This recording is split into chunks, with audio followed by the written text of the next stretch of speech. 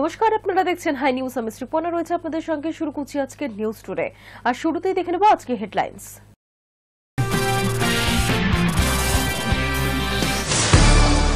ফরিদাবাদে বাজেয়াপ্ত ammonium nitrate পেটে ভয়াবহ বিস্ফোরণ। কাশ্মীরের থানায় মৃত অন্তত 9, আহত একাধিক। আহতদের অধিকাংশই পুলিশ কর্মী এবং ফরেনসিক বিভাগের কর্তা।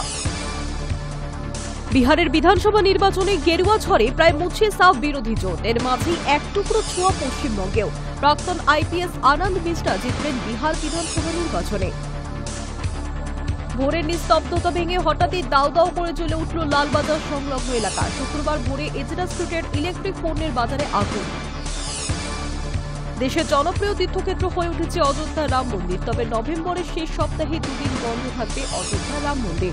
হবে না রামলালা দর্শনও। বিদেশি চাকরির নামে সাইবার দাসত্বের ফাঁদ। সেই ফাঁদে কোনো যুবক বা যুবতী পা দিলেই তারা পরিণত হবেন সাইবার দাসে। আর এই ব্যাপারে এবার দেশের যুব সমাজকে সতর্ক করেছে সিবিআই।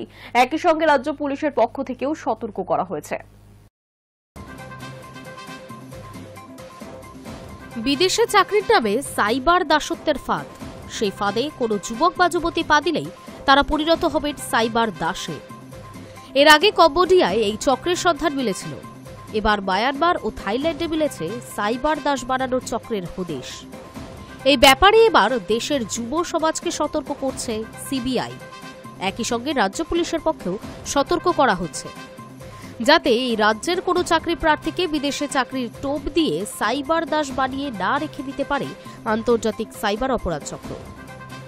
সিবিআই ও পুলিশ সূত্রে জানা গিয়েছে, আগে কম্বোডিয়ায় এই আন্তর্জাতিক সাইবার অপরাধ চক্র সক্রিয় থাকার খবর পাওয়া গেছিল। ক্রমে ওই দেশ থেকে সাইবার অপরাধীরা সরে আসে মায়ানমার ও থাইল্যান্ডে। বিদেশে আকর্ষণীয় চাকরি দেওয়ার টোপ দিয়ে চাকরি প্রার্থীদের প্রথমেই দেশের বাইরে বের করে আনা হয়। এমনও দেখা যায় যে কানাডা, আমেরিকা, ইউরোপের কোনো দেশ বা মধ্যপ্রাচ্যেও মোটা টাকার চাকরির অফার দেওয়া হয়। এর জন্য মূলত সোশ্যাল মিডিয়াকেই ব্যবহার করে সাইবার অপরাধ চক্র। অনলাইনে বিভিন্ন পদ্ধতিতেও দেওয়া হয় টোপ। এছাড়াও রয়েছে অপরাধ চক্রের এজেন্টরা। এই রাজ্য সহ দেশের বিভিন্ন শহর ও জেলায় ঘুরে ঘুরে এই এজেন্টরা চাকরি প্রার্থীদের লোভ দেখায়। বিদেশে মোটা টাকার চাকরি করতে কেউ রাজি হয়ে গেলেই চক্রের পক্ষেই পাসপোর্ট ও ভুয়ো ভিসার ব্যবস্থা করা হয়। অন্য কোনো দেশে চাকরির টোপ দিলেও বিমানে করে চাকরি প্রার্থীদের নিয়ে আসা হয় থাইল্যান্ড বা মায়ানমারে। এই দুই দেশে বেশ কিছু ভুয়ো কল সেন্টার তৈরি হয়েছে। চাকরি প্রার্থীদের বলা হয়েছে, প্রথমে মায়ানমারে প্রশিক্ষণ দেওয়া হবে, কখনো বা ঝা চকচকে অফিসেও নিয়ে যাওয়া হয় তাদের। কিন্তু তারপরই মোহভঙ্গ হয় চাকরি প্রার্থীদের, কারণ তাদের শেষ পর্যন্ত কাজ করতে হয় ভুয়ো কল সেন্টারে। রীতিমতো বন্দি করে রেখে তাদের পরিণত করা হয় সাইবার দাসে। ভুয়ো কল সেন্টারে তাদের প্রশিক্ষণ দেওয়া হয়। তাদের সামনে লেখা থাকে স্ক্রিপ্ট। সেই অনুযায়ী মনিবদের নির্দেশ মতো সাইবার দাসদের ডিজিটাল গ্রেফতারের ভয় দেখাতে হয়। ঋণ, লগ্নি বা ডেটিংয়ের নাম করে বিভিন্ন জায়গায় কল করতে হয় ওই সাইবার দাসদের। তাদের কাজ সাধারণ মানুষকে রাজি করানো। তাদের ব্যাংক অ্যাকাউন্ট থেকে টাকা হাতিয়ে নেয় মনিবরা। কিন্তু সাইবার দাসরা অনেক সময় কাজে সফল না হলে তাদের সহ্য করতে হয় অত্যাচারও। ঘরবন্দি করে রীতিমতো মারধর করা হয়। খেতে দেওয়া হয় না জলও। একমাত্র টার্গেট পূরণ করতে পারলেই জোটে খাবার। এইভাবে এক একজন চাকরি প্রার্থীকে দীর্ঘদিনের জন্য সাইবার দাস হয়ে থাকতে হয়েছে বলেই অভিযোগ। সিবিআই এর সূত্র জানিয়েছে, বিদেশে মানব পাচার করে সাইবার দাস তৈরি করার ব্যাপারে একাধিক মামলার তদন্ত হয়েছে। কয়েকজন যুবককে মায়ানমার থেকে বিদেশ মন্ত্রকের মাধ্যমে উদ্ধারও করা হয়েছে। গ্রেফতার করা হয়েছে 2 জন এজেন্টকেও। এরপরই সতর্ক বার্তা দিয়েছে সিবিআই। বিদেশে চাকরির সুযোগ এলে যেন চাকরি প্রার্থীরা চাকরিদাতা সংস্থা থেকে শুরু করে ভিসা পর্যন্ত যাচাই করে নেন। প্রয়োজনে যে দেশে চাকরির জন্য পাঠানো হচ্ছে সেই দেশের দূতাবাসের সঙ্গে যেন যোগাযোগ করেন চাকরি প্রার্থীরা। এই ব্যাপারে রাজ্যের যুবকদেরও সোশ্যাল মিডিয়ায় সতর্ক করা হয়েছে বলে জানিয়েছে পুলিশ। High news network.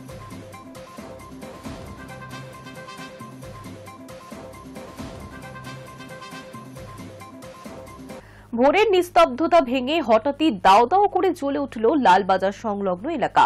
শুক্রবার ভোরে এজরা স্ট্রিটের ইলেকট্রিক পণ্যের বাজারে আগুন। শুধু বহুতলে নয়, আশপাশের কয়েকটি বাড়িও ক্ষতিগ্রস্ত হয়েছে।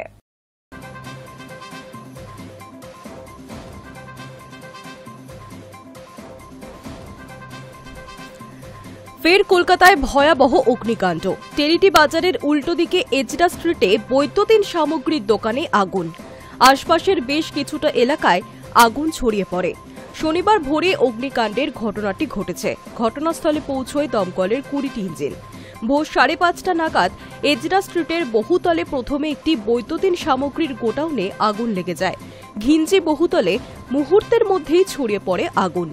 শুধু ওই বহুতলই নয়, আশপাশের বেশ কয়েকটি বাড়িতেও আগুন ছড়িয়ে পড়ে। কালো ধোঁয়ায় ঢেকে যায় গোটা এলাকা। খবর দেওয়া হয় দমকলে। তড়িঘড়ি দমকলের 20টি ইঞ্জিন পৌঁছয় ঘটনাস্থলে। যুদ্ধকালীন তৎপরতায় শুরু হয় আগুন নেভানোর চেষ্টা। ভিতরে কেউ আটকে নেই বলেই দমকলের তরফে জানানো হয়েছে। অগ্নিকাণ্ডের ঘটনায় ক্ষুব্ধ স্থানীয়রা। দমকলের ভূমিকা নিয়েও প্রশ্ন তুলেছেন তারা। অভিযোগ, নানা রকম অত্যাধুনিক যন্ত্রপাতি নিয়ে ঘটনাস্থলে দমকলের কর্মীরা পৌঁছলেও আগুন নেভানোর ক্ষেত্রে তৎপরতা নেই বললেই চলে। যদিও দমকলের তরফে ওই বহুতলের কাচের জানলা ভেঙে ধোঁয়া বের করে আগুন নেভানোর কাজ করতে হয়েছে। বহুতলটি অত্যন্ত ঘিঞ্জি হওয়ায় কিছুটা যে বেগ পেতে হয়েছে সে বিষয়ে কোনো সন্দেহ নেই। যেহেতু শনিবার ভোরে অগ্নিকাণ্ডের ঘটনাটি ঘটেছে, তাই ওই বহুতলে থাকা বহু দোকান তালাবন্ধ। এই ঘটনায় লেগেছে রাজনীতির রং। কলকাতা পৌরসভার 45 নম্বর ওয়ার্ডের কাউন্সিলর সন্তোষ পাঠক বিস্ফোরক দাবি করেছেন। তিনি বলেন, গত 22 বছর ধরে এই বহুতলটিতে একের পর এক অগ্নিকাণ্ডের ঘটনা ঘটছে। বারংবার তিনি নিজের উদ্যোগে কলকাতা পৌরসভার মেয়র সহ একাধিক ব্যক্তিকে চিঠি দিয়েছেন, তবে লাভ হয়নি কিছুই। সেই কারণেই শনিবার সকালে এমন ভয়াবহ অগ্নিকাণ্ডের ঘটনা ঘটল। চোখের নিমেষেই ব্যবসা স্থল পুড়ে ছাই হয়ে যাওয়ায় বিপুল ক্ষতি হয়েছে ব্যবসায়ীদের। মাথায় হাত পড়েছে তাদের। High news network.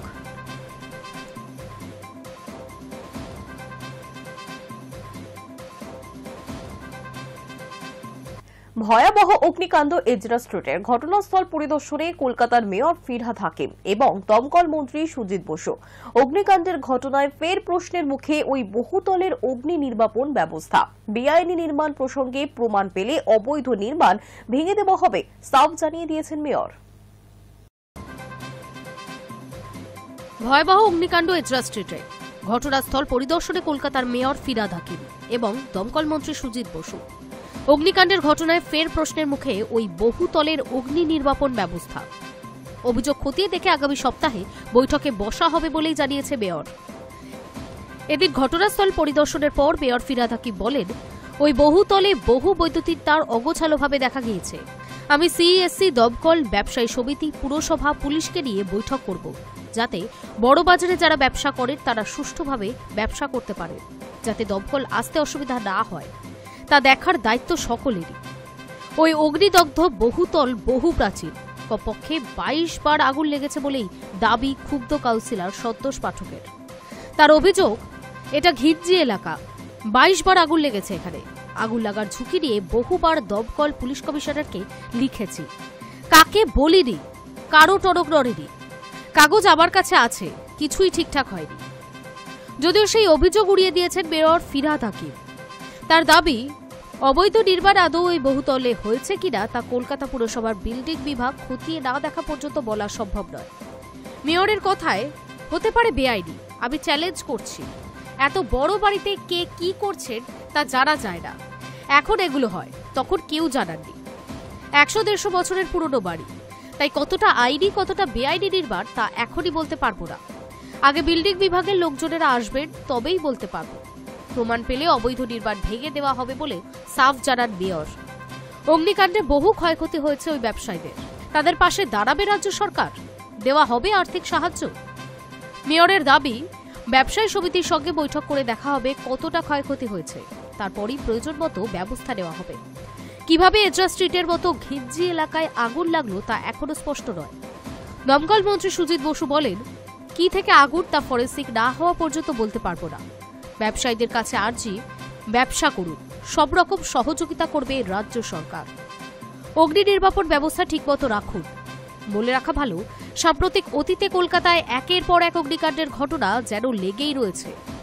তারপর থেকেই ফায়ার অডিটে বিশেষ নজর দেওয়া হয়েছে। তবে তারপরও এমন ঘিঞ্জি বহুতলে অগ্নিকাণ্ডের ঘটনায় স্বাভাবিকভাবেই উঠছে প্রশ্ন। High news network.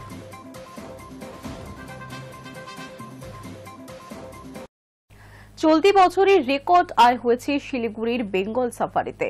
গত বছরের তুলনায় 10 লক্ষ টাকার বেশি আয় হয়েছে পার্কে। সেই সাথে শোনা যাচ্ছে সুখবরও, আগামী বছরই চালু হতে পারে সিংহ সাফারি। এবার পুজোর মরশুমে রেকর্ড আয় শিলিগুড়ির বেঙ্গল সাফারিতে। 2024 সালের তুলনায় 10 লক্ষ টাকার বেশি রোজগার হয়েছে বেঙ্গল সাফারি পার্কে।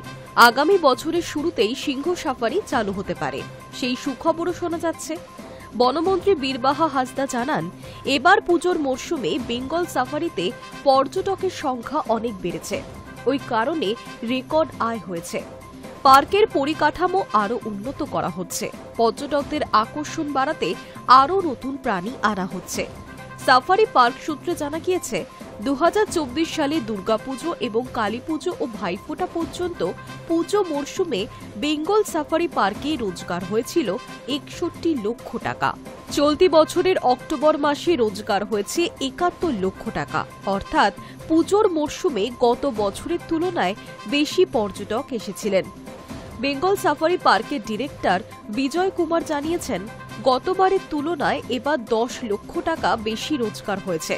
বেঙ্গল সাফারি পার্কে এটাই রেকর্ড আয়। ডিসেম্বর থেকে শুরু হচ্ছে শীতের মরশুম। আরও নতুন 18টি প্রাণী পর্যটকরা দেখার সুযোগ পাবেন। সব ঠিক থাকলে নতুন বছরের শুরুতেই চালু হতে পারে সিংহ সাফারি। আগামী দিনে বেঙ্গল সাফারি পার্কে পর্যটকদের ভিড় আরও বাড়বে বলেই মনে করছে ওয়াকিবহাল মহল।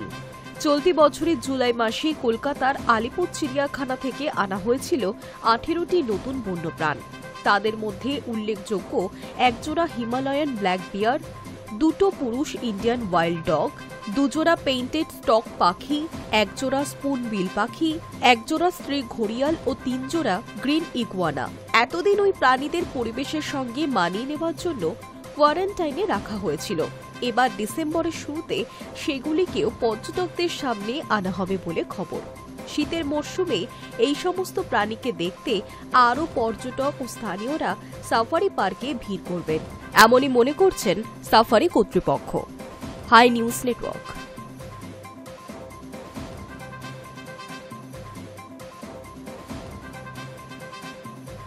বছর 3 আগেই ভোল পাল্টে গিয়েছে উত্তরপ্রদেশের অযোধ্যা নগরীর সৌজন্যে বহু প্রতীক্ষিত রাম মন্দির।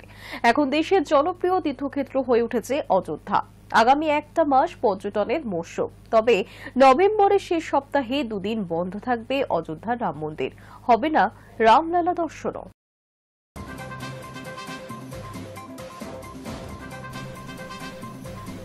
বছর 3 আগেই ভোল পাল্টে গিয়েছে উত্তরপ্রদেশের অযোধ্যা নগরীর সৌজন্যে বহু প্রতীক্ষিত রাম মন্দির।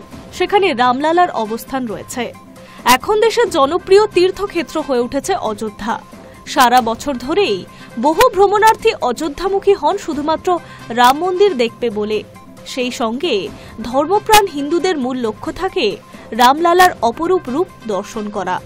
আগামী একটা মাস পর্যটন মরশুম। অযোধ্যা ভ্রমণে হয়তো পা বাড়িয়ে রয়েছেন অনেকেই। তাদের জন্য কিছুটা দুঃসংবাদ।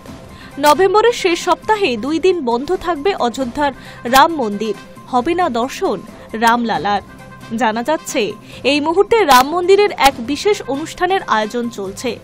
শ্রীরাম জন্মভূমির তীর্থক্ষেত্র ট্রাস্টের তরফে জানানো হয়েছে, রাম মন্দিরের চূড়ায় ধ্বজা আরোহণের পর্ব হবে। অর্থাৎ রাম মন্দিরের শীর্ষবিন্দুতে ওড়ানো হবে ধ্বজা। তিথি মেনে সেই অনুষ্ঠানেরই প্রস্তুতি হচ্ছে তুঙ্গে। আগামী 25শে নভেম্বর সেই পবিত্র তিথি। ওই দিন প্রধানমন্ত্রী নরেন্দ্র মোদী এবং রাষ্ট্রীয় স্বয়ংসেবক সংঘের প্রধান মোহন ভাগবত প্রধান অতিথি হয়ে আসবেন রাম মন্দিরে। এছাড়াও আমন্ত্রিত উত্তরপ্রদেশের মুখ্যমন্ত্রী যোগী আদিত্যনাথ ও রাজ্যপাল আনন্দীবেন প্যাটেল। তাদের উপস্থিতিতে হবে ধ্বজা আরোহণের পর্ব। সেই কারণেই ওই সময় সাধারণ দর্শকের জন্য রাম মন্দিরের দরজা বন্ধ থাকবে। 24শে নভেম্বর থেকেই ধ্বজা আরোহণের পর্বের নিয়মকানুন শুরু হয়ে যাবে। তাই ওই দিন বিকেল থেকে বন্ধ রামলালার দর্শন। 25 তারিখ সারাদিন এবং 26 তারিখ অর্ধ দিবস পর্যন্ত আম জনতার জন্য বন্ধ থাকবে রাম মন্দিরের দরজা। আবার 26শে নভেম্বর সন্ধ্যা 7টার পর থেকে শুরু হবে রামলালার দর্শন। শ্রীরাম জন্মভূমির তীর্থক্ষেত্র ট্রাস্ট সূত্রের খবর, খুব সীমিত আয়োজনের মধ্যে দিয়ে ধ্বজা আরোহণের অনুষ্ঠান করতে চান রাম মন্দিরের কর্তৃপক্ষ।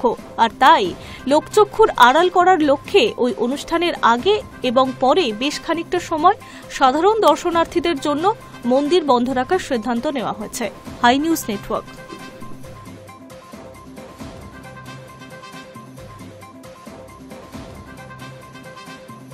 কলকাতার সাউথ সিটি মল সবসময় নতুন ভাবনা ও সচেতনতার প্রতীক হিসেবে পরিচিত। এবারও সেই ধারাবাহিকতা বজায় রেখে মহিলাদের জন্য মল কর্তৃপক্ষ চালু করল এক অভিনব উদ্যোগ, pink parking. Kolkata South city মল সবসময় নতুন ভাবনার প্রতীক হিসেবে পরিচিত। এবার সেই ধারাবাহিকতা বজায় রেখে মল কর্তৃপক্ষ চালু করল এক অভিনব উদ্যোগ, পিঙ্ক পার্কিং। শুধু মহিলাদের জন্য নির্দিষ্ট পার্কিং জোন। এই উদ্যোগের মূল উদ্দেশ্য মহিলাদের জন্য নিরাপদ, আরামদায়ক ও সম্মানজনক পার্কিং স্পেস তৈরি করা। মল কর্তৃপক্ষের বক্তব্য অনুযায়ী, আমরা বিশ্বাস করি ক্ষমতায়নের সূচনা হয় প্রতিদিনের অভিজ্ঞতা থেকেই। পিঙ্ক পার্কিং সেই বিশ্বাসেরই প্রতিফলন। আজকের দিনে গাড়ির স্টিয়ারিং থেকে কর্মক্ষেত্র সব জায়গায় মহিলাদের উপস্থিত বেড়ে চলেছে। তাই তাদের জন্য এমন একটি স্থান তৈরি করা হয়েছে যেখানে তারা স্বাচ্ছন্দ্যে গাড়ি রাখতে পারবেন এবং নিজেকে নিরাপদ মনে করবেন। মল প্রশাসনের তরফে আরও জানানো হয়েছে, এই পার্কিং জোনে আলোকসজ্জা, নিরাপত্তা ব্যবস্থা, নজরদারি ক্যামেরা এবং স্পষ্ট সাইনেজ সহ সব রকমের আধুনিক সুবিধা রাখা হয়েছে। উদ্দেশ্য কেবল পার্কিং সুবিধা নয়, বরং মহিলা নিরাপত্তা ও মর্যাদার প্রতীক হিসেবে এই উদ্যোগকে গড়ে তোলা। উদ্বোধনী অনুষ্ঠানে উপস্থিত ছিলেন আইপিএস অফিসার বিদিশা কলিটা এবং কাউন্সিলর মৌসুমী দাস। তারা দুজনেই মলের এই উদ্যোগের প্রশংসা করেছেন। আইপিএস বিদিশা বলেন, মহিলা নিরাপত্তা এবং স্বাধীনতার ক্ষেত্রে প্রতিটি ছোট পদক্ষেপই বড় পরিবর্তনের সূচনা ঘটাতে পারে।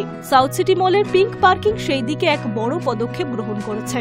অন্যদিকে কাউন্সিলর মৌসুমী দাসের বক্তব্য, এই ধরনের উদ্যোগ সমাজে মহিলাদের মর্যাদা আরও সুদৃঢ় করবে। আজকের মেয়েরা জীবনের প্রতিটা ক্ষেত্রে নিজেদের জায়গা করে নিচ্ছে। এই উদ্যোগ তাদের সেই যাত্রাকে আরও সহায়তা করবে। দর্শনার্থীরাও এই উদ্যোগকে স্বাগত জানিয়েছেন। এক মহিলা ক্রেতা বলেন, প্রায় বড় মলে পার্কিং এর সমস্যা হয়, বিশেষ করে রাতে বা ভিড়ের সময়। মহিলাদের জন্য আলাদা সেগমেন্ট থাকলে নিরাপত্তা ও স্বাচ্ছন্দ্য দুটোই বাড়বে। বিশেষজ্ঞদের মতে, এই ধরনের উদ্যোগ সমাজে লিঙ্গ সমতা নিয়ে আসে। এটা শুধু একটা সমস্যা নয়, মহিলাদের নিরাপত্তার কথা মাথায় রাখা হয়েছে। সাউথ সিটি মলের পিঙ্ক পার্কিং তাই এখন কেবল একটি পার্কিং স্পেস নয়, বরং একটা বার্তা। মহিলারা যে শুধু ভোক্তা নয়, সমাজের সমান অংশীদারি। মল কর্তৃপক্ষের কথায়, আমরা চাই প্রত্যেক বিশেষত মহিলারা এই জায়গায় এসে নিজেদের সুরক্ষিত ও সম্মানিত মনে করুক। এক কথায়, সাউথ সিটি মলের এই উদ্যোগ শহরের মহিলাদের উদ্দেশ্যে এক বার্তা, তোমরা আছো তাই এই শহর এগিয়ে চলছে। Hi news network.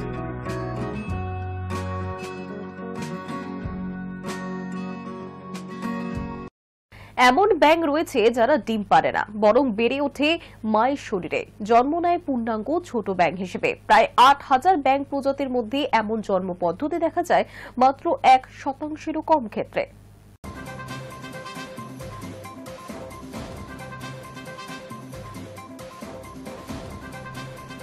তানজানিয়ার পূর্ব আর্ক পর্বতমালা, চিরসবুজ অরণ্যের ভেতর কুয়াশায় ঢাকা এক জগৎ। সেখানেই লুকিয়েছিল প্রকৃতির এক বিস্ময়। বিজ্ঞানীরা খুঁজে পেয়েছেন এমন ৩টি ব্যাঙ যারা নাকি ডিম পারে না, বরং মায়ের শরীরেই বেড়ে ওঠে সন্তানরা আর জন্ম নেয় পূর্ণাঙ্গ ছোট ব্যাঙ হিসেবে। এ যেন প্রকৃতির পুরনো নিয়মের নতুন ছক। প্রায় ৮,০০০ ব্যাঙ প্রজাতির মধ্যে এমন জন্ম পদ্ধতি দেখা যায় মাত্র ১% কম ক্ষেত্রে। আর এবার সেই বিরল আশ্চর্য দেখা মিলল আফ্রিকার পাহাড়ি বনে। নতুন এই ব্যাঙেরা নেক্টোফাইরোনয়েডস প্রজাতির অন্তর্ভুক্ত। সাধারণ ব্যাঙের মতো জলাশয়ে ডিম পারে না এরা। মায়ের শরীরেই ডিম ফুটে জন্ম নেয় ছোট্ট ব্যাঙছানা। এই অভ্যন্তরীণ জন্ম প্রক্রিয়া জীবন বিজ্ঞানে অত্যন্ত বিরল। সবাই জানে ব্যাঙ মানেই ডিম, ট্যাডপোল, তারপর রূপান্তর। এই গল্প শুরু হয়েছিল মাঠে নয়, বরং ইতিহাসের তাকঘরে। এক শতাব্দী আগে জার্মান বিজ্ঞানী গুস্তাভো টনিও নথিভুক্ত করেছিলেন এমন এক ব্যাঙ যে নাকি ডিম পারে না, সরাসরি জন্ম দেয় সন্তানের। বহু বছর সেটি রয়ে গিয়েছিল রহস্যে ঢাকা। পরবর্তীতে গবেষণায় সেই সূত্রে পাওয়া গিয়েছিল 3টি নতুন প্রজাতির হদিশ। প্রত্যেকেই আলাদা উচ্চতা, আর্দ্রতা ও বনের আবহে মানিয়ে নিয়েছে নিজেকে। মিউজিয়াম আসলে সময়ের টাইম ক্যাপসুল। তবে আবিষ্কারের আনন্দের সঙ্গে উদ্বেগও বেড়েছে বিজ্ঞানীদের। পূর্ব আর্ক পর্বতমালা জঙ্গলকে বলা হয় আইল্যান্ড ইন দ্য স্কাই, মেঘের দ্বীপ। কিন্তু সেই সবুজ দ্বীপ এখন ফুরে যাচ্ছে মানুষের কৃষি জমি, কাঠকাটা আর খনির প্রকল্পে। ফলে অনেক নেক্টোফাইরোনয়েটিস প্রজাতির এই এখন বিপন্ন। এক সংরক্ষণবিদ জানিয়েছেন, নতুন প্রজাতির আবিষ্কার মানে একটাই, সময় ফুরিয়ে আসছে। যা আমরা আজ খুঁজে পাচ্ছি হয়তো কাল আর থাকবে না। এই 3 ব্যাঙ শুধু নতুন প্রাণ নয়, নতুন আশার প্রতীকও। High news network. চলে গেলেন বর্ষিয়ান অভিনেত্রী ভদ্রা বসু। শোকের ছায়া নাট্য জগতে। পরিবার সূত্রে জানা গিয়েছে, বেশ অনেকদিন ধরেই অসুস্থ ছিলেন প্রবীণা। দিন 3 আগেই হয় গল ব্লাডারের জরুরি অস্ত্রোপচার, আর সেখান থেকেই আর ফেরা হল না তার।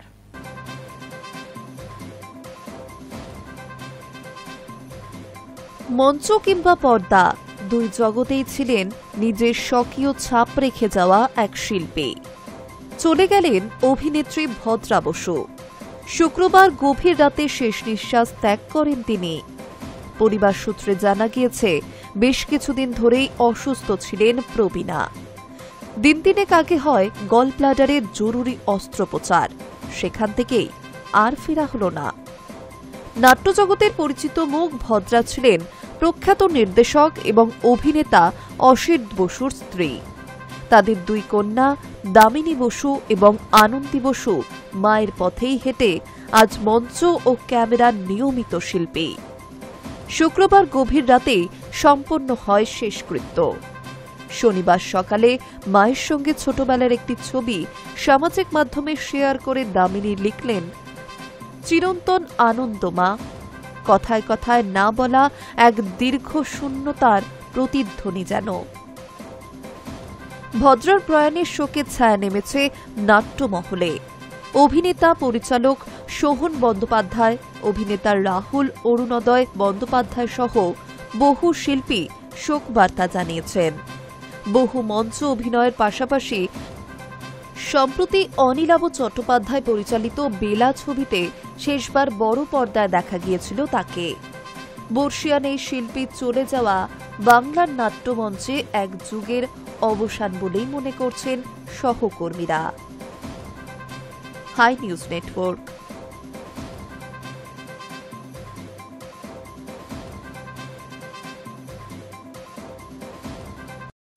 অভিনেতা রাজকুমার রাও এবং তার স্ত্রী অভিনেত্রী পত্রলেখার পরিবারে এলো নতুন সদস্য। সূত্রে খবর, ৪র্থ বিবাহ বার্ষিকীর দিনই এই তারকা দম্পতি কন্যা সন্তানের জন্ম দিয়েছেন। অভিনেতা রাজকুমার রাও এবং তার স্ত্রী অভিনেত্রা পত্রলেখার পরিবারে এলো নতুন সদস্য। ৪র্থ অ্যানিভার্সারির দিনই এই তারকা দম্পতি কন্যা সন্তানের জন্ম দিয়েছেন। সাত সকালে খুশির এই খবর সোশ্যাল মিডিয়ায় শেয়ার করতেই শুভেচ্ছার বন্যায় ভাসছে বলিউডের এই কাপল। সোশ্যাল মিডিয়ায় রাজকুমার ও পত্রলেখা যৌথভাবে লেখেন, আনন্দে আত্মহারা আমরা, কন্যা সন্তান দিয়ে ঈশ্বর আমাদের আশীর্বাদ করেছেন। ৪র্থ বিবাহ বার্ষিকীতে ঈশ্বর আমাদের আশীর্বাদ করেছেন। 2021 সালের 15ই নভেম্বর বিবাহ বন্ধনে আবদ্ধ হয়েছিলেন রাজকুমার ও পত্রলেখা। বিয়ের 4 বছর পূর্ণ হওয়ার ঠিক আগে ভাগেই তাদের ঘরে নতুন অতিথি এলো। এই তারকা দম্পতির কাছ থেকে সুখবর পাওয়ার সঙ্গে সঙ্গে বলিউড ইন্ডাস্ট্রির সহকর্মী বন্ধুরা তাদের শুভেচ্ছা জানাতে শুরু করেছে। বরুণ ধাওয়ান, নেহা ধুপিয়া, আলি ফজল, ভারতী সিং সহ অনেকেই রাজকুমার রাও ও পত্রলেখাকে আন্তরিক অভিনন্দন জানিয়েছেন। চলতি বছরের জুলাই মাসে পত্রলেখার অন্তঃসত্ত্বা হওয়ার খবর প্রকাশ্যে এসেছিল। রাজকুমার রাও 41 এবং পত্রলেখা 35 বছর বয়স। সন্তান ধারণের সমস্যা না হওয়ার কারণ নিয়ে পত্রলেখা আগেই মুখ খুলেছিলেন। সেপ্টেম্বর মাসের এক সাক্ষাৎকারে তিনি জানান, তিনি 3 বছর আগে তার ডিম্বাণু সংরক্ষণ করিয়ে রেখেছিলেন। তবে জানা গেছে যে তিনি স্বাভাবিক পদ্ধতিতেই অন্তঃসত্ত্বা হয়েছেন। গর্ভাবস্থার চেয়ে তার কাছে ডিম্বাণু সংরক্ষণের প্রক্রিয়াটি কঠিন ছিল। নিজের অভিজ্ঞতা প্রসঙ্গে তিনি বলেছিলেন, 3 বছর আগে ডিম্বাণু সংরক্ষণ করিয়েছিলাম, এখন অন্তঃসত্ত্বা আমি। আমার মনে হয় অন্তঃসত্ত্বা হওয়া ডিম্বাণু সংরক্ষণের চেয়ে বেশি সহজ ছিল। কতটা কঠিন বিষয় সেই সময় চিকিৎসক জানায়নি আমাকে। ওই গোটা প্রক্রিয়ার চেয়ে এটা অনেক বেশি সহজ আমার মনে হয়েছে। অল্প বয়সী মেয়েদের তো আমি বলবো প্রেগনেন্ট হতে। 2014 সালে হংসাল মেহতার সিটি লাইটস ছবির সেট থেকে রাজকুমার রাও ও পত্রলেখার ঘনিষ্ঠ সম্পর্ক শুরু হয়। দীর্ঘ 7 বছর প্রেমের পর তারা বিয়ে করেন। নিজেদের মেয়ের নাম অবশ্য তারা এখনো প্রকাশ করেননি। Hi news network. News today এখনকার মতো এই পর্যন্তই। দেখতে থাকুন হাই নিউজ, নির্ভীক নিরপেক্ষ।